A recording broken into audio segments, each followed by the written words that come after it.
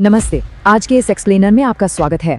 आज हम बात करने वाले हैं 1924 के अमेरिका के एक ऐसे रहस्यमय और रोंगटे खड़े कर देने वाले केस की जिसने पूरे देश को हिलाकर रख दिया था। सच बताऊं तो ये सिर्फ एक जघन्य अपराध की कहानी नहीं है, बल्कि उसके पीछे के उस खौफनाक दिमाग की कहानी है। एक ऐसा अपराध जिसे मुजरिमों ने अपनी तरफ से बिल्कुल बेदाग या कहें कि एकदम फ्लॉलेस माना था। तो चलिए सीधे मुद्दे पर आते हैं। जरा सोचिए, आखिर क्यों दो बेहद टैलेंटेड अरबपति के शोर सिर्फ मजे के लिए एक परफेक्ट क्राइम करेंगे? मतलब कोई वजह तो होनी चाहिए ना। यही आज का हमारा सबसे बड़ा मनोवैज्ञानिक सवाल है, जो हमें इंसानी फितरत के एक बहुत ही डार्क पहलू की तरफ ले जाएगा। पहला चैप्टर, द मिसिंग हेयर यानी गायब वारिस। इसे हम तूफान से पहले की शांति कह सकते हैं। अब जरा इस नंबर पर गौर कीजिए, $70 मिलियन। ये कोई छोटी मोटी रकम नहीं है। 1924 में जैकब फ्रैंक की कुल संपत्ति इतनी ही थी। जैकब एक बेहद कामयाब बिजनेसमैन थे जिन्होंने रियल एस्टेट, घड़ियों की कंपनी और बैंकिंग से ये मुकाम हासिल किया था। अगर आज के हिसाब से देखें तो ये लगभग $7 बिलियन यानी करीब 60 से 70 हजार करोड़ रुपए के बराबर होगी। सोचिए कितनी अपार संपत्ति और रसूख था उस परिवार का जिसके साथ ये खौफनाक घटना घटने वाली थी।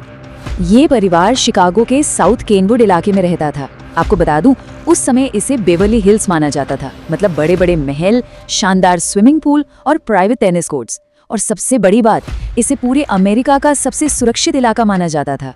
वहां अपराध का तो नामो निशान तक नहीं था। अब आप खुद सोचिए, एक तरफ ऐसा अति सुरक्षित माहौल और दूसरी तरफ वो भयानक घटना जो बस होने ही वाली थी। आगे बढ़ते हैं चैप्टर 2 की तरफ, अ फ्रैंटिक सर्च। यहाँ से शुरू होती है एक पिता की बेचैनी। तो दिन था 21 मई 1924 का, वो मनहूस दिन जब फ्रैंक परिवार की शांति हमेशा के लिए छीन गई। होता क्या है, दोपहर 3 बजे 14 साल के बॉबी फ्रैंक का स्कूल खत्म होता है। शाम 5:45 तक वो स्कूल के मैदान में एक बेसबॉल मैच में एम्पायरिंग करता है। सब कुछ नॉर्मल लग रहा था, लेकिन शाम 6 बज जाते हैं और बॉबी घर नहीं लौटता। जैसे जैसे वक्त बीतता है, बॉबी की माँ फ्लोरा की धड़कनें तेज होने लगती हैं। रात के 7:30 बज चुके थे और जैकब अपने एक राजनेता दोस्त के साथ बंद स्कूल की खिड़कियों से झांककर अंधेरे में अपने बेटे की एक हताश तलाश शुरू कर देते हैं। स्कूल जाने से पहले जैकब पागलों की तरह पूरे इलाके में अपने बेटे को खोजते हैं। वो उस टेनिस कोर्ट तक भी जाते हैं जहां बॉबी अक्सर अपने 18 साल के कजिन रिचर्ड के साथ खेलता था। दोनों भाइयों में टेनिस को लेकर एक खास बॉन्ड था। लेकिन कोर्ट बिल्कुल खाली मिलता है। वहां सिर्फ कुछ टेनिस बॉल पड़ी थी, पर बॉबी का कोई सुराग नहीं था। बिल्कुल सन्नाटा। अब आते हैं तीसरे हिस्से पर, the ransom and the clue. यहाँ से कहानी में एक बेहद खौफनाक मोड़ आता है। हमने बॉबी को किडनैप कर लिया है। अगर पुलिस के पास गए तो उसके साथ कुछ बहुत गलत होगा। जरा सोचिए, उस माँ पर क्या गुजरी होगी।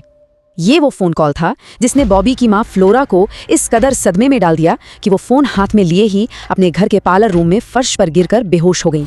अगली ही सुबह एक अनजान पोस्टमैन एक लेटर लेकर आता है। उसमें क्या था? $10,000 अमेरिकी की फिरौती की मांग।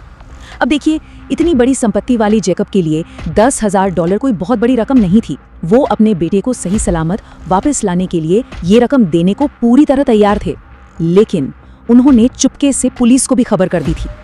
अब जो मैं बताने जा रहा हूँ वो इस पूरे केस का सबसे बड़ा टर्निंग पॉइंट है। पुलिस को बॉबी की बॉडी इंडियाना के एक जंगल में एक नाले के पास मिलती है, लेकिन वहाँ उन्हें एक ऐसा सुराग मिलता है जिसने पूरी कहानी पलट दी। शव के ठीक पास एक बहुत ही अनोखा चश्मा पड़ा था। शायद अंधेरे और जल्दबाजी के कारण हत्यारों में से किसी एक का चश्मा वहाँ गिर गया था। और मजे की बात यह थी कि यह कोई आम चश्मा नहीं था। यह चश्मा दुनिया के सिर्फ एक ही स्टोर में बिकता था और बस इसी एक सुराग ने पुलिस को सीधा कातिलों के दरवाजे तक पहुंचा दिया। चैप्टर 4, अ सेंसलेस बिट्रेयल यानी एक ऐसा धोखा जिसका कोई मतलब ही नहीं था।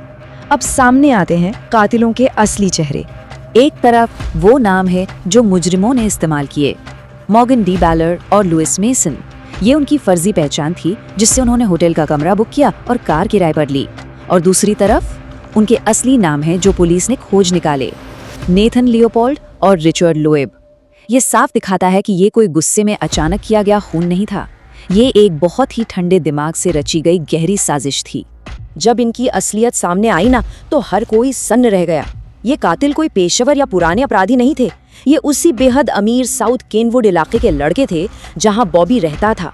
और सबसे भयानक बात बताऊं, रिचर्ड लोएब असल में बॉबी फ्रैंक्स का अपना सगा चचेरा भाई था। जी हाँ, रिचर्ड ने ही टेनिस के बारे में बात करने के बहाने से बॉबी को अपनी कार में बिठाया था। अपनों से ऐसा धोखा, इसकी तो कोई कल्पना भी नहीं कर सकता था। जरा उनकी इस परफेक्ट प्लानिंग के स्टेप्स देखिए। फर्जी आईडी से एक luxury Willis night car rent पर ली, फिर मासूम बॉबी को स्कूल से घर छोड़ने का ऑफर दिया, और जैसे ही कार बॉबी के घर के सामने पहुंची, पिछली सीट से एक धारदार छेनी यानी चीजल से उस पर जानलेवा हमला कर दिया। इसके बाद उन्होंने बॉडी को इंडियाना के जंगल के एक नाले में फेंक दिया। उन्होंने तो अपनी तरफ से इसे एक फ्लॉलेस क्राइम ही माना था। वो तो कहिए निथन का वो चश्मा वहां गिर गया, वरना शायद वो कभी पकड़े ही नहीं जाते। Chapter 5 the Superman motive. अब हम इस कहानी के सबसे खौफनाक मनोवैज्ञानिक पहलू पर आते हैं। ये दोनों लड़के कोई आम टीनेजर्स नहीं थे। 19 साल के नेथन का IQ इतना ज्यादा था कि उसे मापा ही नहीं जा सकता था। वो 5 भाषाएं बोलता था और हार्वर्ड में एडमिटेड, पूरे अमेरिका का एक टॉप पक्षी विशेषज्ञ था। दूसरी तरफ 18 साल का रिचर्ड मिशिगन यूनिवर्सिटी का टॉप ग्रेजुएट था, और पता है उसे अपने 17वें जन्मदिन पर $17.5 मिलियन का गोल्फ कोर्स गिफ्ट में मिला था। मतलब इन लड़कों के पास सचमुच दुनिया की किसी भी चीज की कोई कमी नहीं थी। तो सवाल ये उठता है कि फिर ये निर्मम हत्या क्यों की गई? जब पुलिस ने उनसे इसका कारण पूछा तो जो जवाब मिला वो था सुपरमैन कॉम्प्लेक्स। ये एक ऐसा भयानक और अहंकारी विश्वास है जहां इंसान ये सोचने लगता है कि उसका तेज दिमाग और उसकी हैसियत उसे कानून, नैतिकता और इंसानी जिंदगी से बहुत ऊपर रखती है। सच मानिए, उन्होंने ये मर्डर $10,000 के लिए नहीं किया था। उन्होंने ऐसा सिर्फ और सिर्फ ये साबित करने के लिए किया था कि वे अजय सुपरमैन हैं। वे किसी को भी मार सकते हैं, क्योंकि उनके हिसाब से बाकी सब लोग उनसे बहुत नीचे थे। चैप्टर 6 अ लग्जूरियस इम्प्रिजनमेंट, यानी एक शानदार कैद। देखते हैं कि कैसे पैसे ने सजा के मायने बदल दिए। इस अमानवीय कृत्य के लिए अदालत ने उन्हें उम्र कैद की सजा सुनाई, लेकिन क्या उन्हें सच में वैसी सजा मिली? उनकी अपार दौलत ने उन्हें आम जेल की कठोरता से बचा लिया। उनके परिवारों ने अपना रसूख इस्तेमाल किया और जेल के अंदर ही उनके लिए एक होटल जैसी प्राइवेट फैसिलिटी बनवा दी। सोचिए, वे जेल में असली रेशम से बनी कस्टम यूनिफॉर्म पहनते थे और उनके लिए स्पेशल खाना बनता था। मतलब उनकी अकूत दौलत ने उनके लिए न्याय व्यवस्था को भी एक मजाक बनाकर रख दिया था। लेकिन क्या वो अपने कर्मों से बच पाए? चलिए देखते हैं कि अंत में क्या हुआ। पीड़ित पिता जैकब फ्रैंक अपने बेटे के गम में इस कदर टूट गए कि इस घटना के सिर्फ 4 साल बाद ही उनकी मौत हो गई। वहीं दूसरी तरफ रेशम के कपड़ों और VIP सुविधाओं के बावजूद कातिल अपनी किस्मत से नहीं बच सके। नेथन लियोपोल्ड को 1936 में जेल में ही दूसरे कैदियों ने मार डाला जो उसके इस काम से नफरत करते थे, और रिचर्ड लोएब की 1971 में जेल में ही मौत हो गई। तो इस पूरे एक्सप्लेनर के अंत में ये कहानी हमें एक बहुत ही गहरे सवाल के साथ छोड़ जाती है। क्या बेतहाशा पैसा और हद से ज्यादा बौद्धिक अहंकार इंसान के अंदर से इंसानियत को पूरी तरह खत्म कर देता है? एक ऐसी दूरी पैदा कर देता है जहां उसे लगता है कि वो भगवान है और किसी की भी जान ले सकता है? इस सवाल पर जरूर सोचिएगा, क्योंकि ये सिर्फ इतिहास का एक पन्ना नहीं है, बल्कि इंसानी फितरत, पावर और मोरालिटी का एक बहुत ही जटिल और खौफनाक आईना है।